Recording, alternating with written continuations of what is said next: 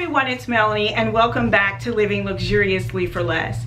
You know, I have been thinking about doing this video for quite some time, simply because as a professional event planner, we're always just kind of showcasing how our work looks like after it's completely finished and it's beautiful, but I never really share the hiccups along the way. So in today's video, I'm going to be sharing with you guys my top 5 event planning and backdrop disasters, from the greatest to the least. Now, I will tell you that I've had way more than 5 over the past 10-15 years that I have been decorating, but I want to keep this professional, and for the sake of my business and my clients, I won't be sharing like every single one. I've had some that have been way worse than what I'm sharing with you guys today, and I've also had some that were not as bad as what I'm sharing with you guys today. So sit back, relax, and enjoy.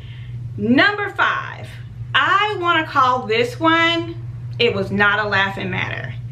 This happened in July of this year. I actually didn't even record a video about it because it was just totally disastrous. My niece turned 5 and she wanted an LOL themed birthday party. And my husband thought it would be a great idea to do this party at the park because the kids could play and laugh and enjoy themselves and not be constricted like at our home. And it was a big deal for me because it was my niece. She was turning 5 and she's the daughter of my brother that was killed back in 2014. So it was just a really big deal for me because her mom allowed her to spend a monumental birthday with me, and I wanted to make it fabulous. So with that being said, we packed everything up, went to the park. There was rain in the forecast, but it was pushed back to like 6 o'clock. So we were gonna do the party at like 2, wrap up about 4, no biggie. So we watched the weather all day long and everything seemed to be fine. So I got to the park, set up everything, and when it came time to set up the backdrop, it was a hot mess. Like, it would not stand.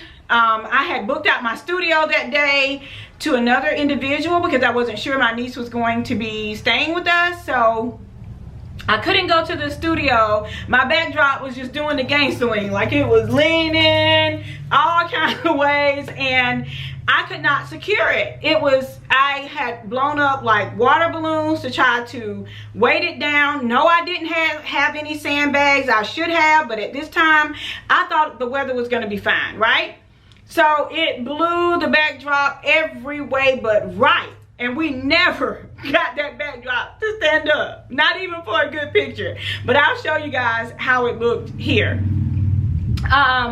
The balloon garland fell off the backdrop. It started dancing through the park. The rain just came suddenly. I didn't have time. The kids had just sat down to eat. I didn't have time to like put anything up. The rain just was like, it went from no rain to boom. I mean, it was a torrential downpour. I got soaking wet. I was trying to get the kids into, you know, a safe place. It started lightning. The cake slid and fell. The cupcakes got wet. The table, everything was soaked and wet. And it rained for a solid 30 minutes. So here I am stuck in the park with my niece and these people's children. The balloon garland doing the snake down the park. I'm trying to catch it. The kids giggling because they just think it's the best thing in the world. And I just felt like I failed my niece. Like, I felt horrible. Because it was her 5th birthday, I felt like I should have done better planning. I just felt terrible. And then to top all of that off, when we got ready to leave the park, they ended up locking themselves in the car. And I panicked. It was terrible. So yeah, that was not a laughing matter. I'm going to redeem myself for her 6th birthday. But let me tell you guys, never, ever, ever plan an outdoor event and not weigh the backdrop down, or never plan an outdoor event and plan on using one of those like those collapsible portable backdrops that I shared with you guys from Amazon. They are not meant for outdoor events, only indoor events. Okay, so that was not a laughing matter. Number 4, liar liar pants on fire. That's what I'm gonna call that event. Liar liar pants on fire. Now I I was lying about this, but I'm not. This was probably one of my first big weddings in a big venue. The colors were black, red, and white. I think I shared the wedding on this channel. If so, I'm gonna find some footage and drop it so you guys can see it. And I had this big tall chandelier, and I was gonna put candles around the chandelier and the flowers in the center. So in the center was like the flower, around the perimeter of that were candles. So I thought it was a good idea to put these faux florals in the center and then drop the candles around and light the candles as they walked into the entryway. So I just so happened, it was nothing but the grace of God, I just so happened to walk out of the entryway and just to see how everything looked. And I noticed that the candles had caught the fake flowers on fire. And then once the candles caught the fake flowers on fire, it dropped down, the fire dropped down to the tablecloth. So the fire, the candles, the flowers, and the tablecloth were all burning at the same time in this brand new amazing venue. And the only thing that went off in my head was like, they had just told me they did $2 million worth of renovations on this venue. It was this building called George's 217, beautiful venue.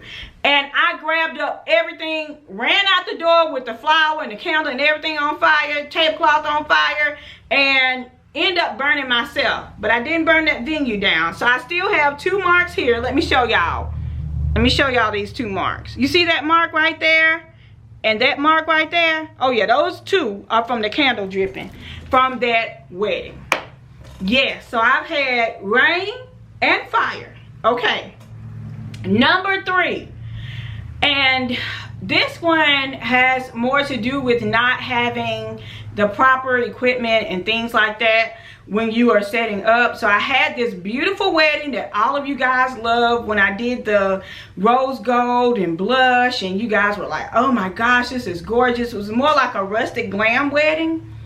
Well, at that wedding I had a centerpiece that the reversible vase was sitting on top of the table, and I needed to make sure that the centerpiece was going to be like situated properly, because it was a little bit, it was off center. So I decided that I was going to get on this folding chair and adjust the centerpiece. Honey, me and the chair fell down. Both of us fell. I fell backwards 6 feet down, okay, because I'm on top of the table on the chair. I fell backwards 6 feet down, straight flat on my back.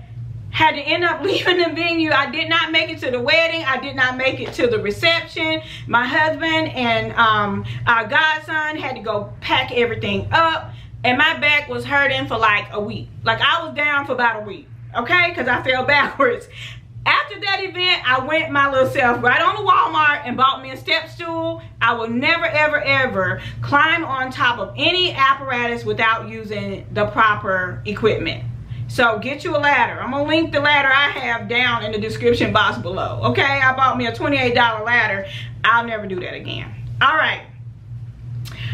So number 2, actually this is a tie between the one I told you guys about, and I did a whole video on it called I Almost Ruined My Reputation, when I almost ruined my event planning reputation, when I totally forgot about this girl's baby shower. I was headed out of town to do an event for my aunt, and ended up stopping by the venue to just kind of square some things away with her before I went out of town. And in doing so, I realized that her event was actually the very next day, and I almost forgot about it. I had to make some last minute adjustments. It went off without a hitch, but I'll leave that video down below so you guys can check it out. But it was something else. In addition to that, I also I'm gonna put this as a tie. This is a totally separate event, but I had a client that every year she would book me for her kid's birthday party. So she had a son and she had a daughter. And so their birthdays were like a week apart. And this particular one, she had booked a Frozen themed birthday party, and I think it was a basketball themed birthday party. But I mixed them up. So I showed up at the daughter's birthday party, which was supposed to be a Frozen theme, and I had basketball stuff. Yeah, I did that. And it just so happened that I had already started working on her frozen birthday party thing. So I was able to, I mean, like with a lot of help, like switch the two out. But I'll never ever again do that. And that's why I created the event planner that I have, so that I can keep the theme and everything straight, because it was one client who booked multiple events that were taking place back to back, and they were almost the same color palette with the blue. But yeah, I decorated a little girl's basketball party with her brother's theme, only to find out it was for the little girl. Like, the mama came and she was like, what is this? This is Julia's birthday, not her brother's. Yeah, yeah. Only thing worse than that would have been if I decorated her brother's birthday in the frozen. Like, I don't know what I was thinking. Okay, so number 1. You guys, this is probably the biggest disaster that I had to date, and it was with the backdrop. So the last event I did, I told you guys I was going to section it off and create like 2 different rooms. So the backdrop was up and everything, and I was actually going through showing you guys the progress, because my goal was to film this whole event so you could see behind the scene.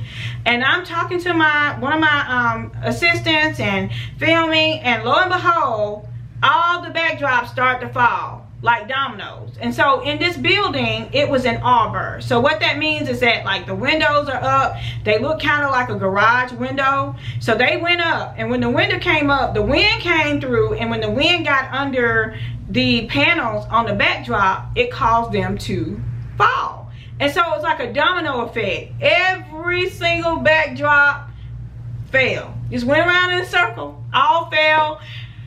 I could not believe it. It put us about an hour behind for setting up the wedding. We only had 5 hours to make this whole thing happen. And it was definitely a learning experience for me. So we went out, purchased sandbags, put sandbags on the backdrop, put the backdrops back up. We let the windows down. It was hot because it was like early September. It was like 95, 100, 300 degrees in Alabama. It's 100, but it feels like 300. But we put down sandbags. We let the windows down, and we learned, like, vents could have done the same thing. Even if it was an air-conditioned place and the vents were above and the wind got underneath it, it could have blown it down as well. So whenever you are doing an outdoor event, even if it's on the inside, make sure you anchor your mechanics. Make sure you anchor your backdrop stands and everything, your bases. Use the heaviest bases possible, because something like this could have definitely, like, injured someone. Like, someone almost got knocked in the head. And so I did not need that happening, right? Even though I have event planning insurance, and I hope you guys do as well. Like, you don't want someone to get injured because of your lack or your irresponsibility for not making sure that the backdrop and things like that was secure. So yes, so yeah, so those are my top 5 event planning disasters. I hope you guys learned a lesson from me. Don't do what I do. I hope you guys learned a lesson from this. If you like to see more videos like this, be sure to comment down below, and be sure to let me know, like, which disaster had you like, wow, I'd love to hear your thoughts and your feedback. As always, thank you guys so much for watching. Thank you so much for all of your continuous and unwavering support.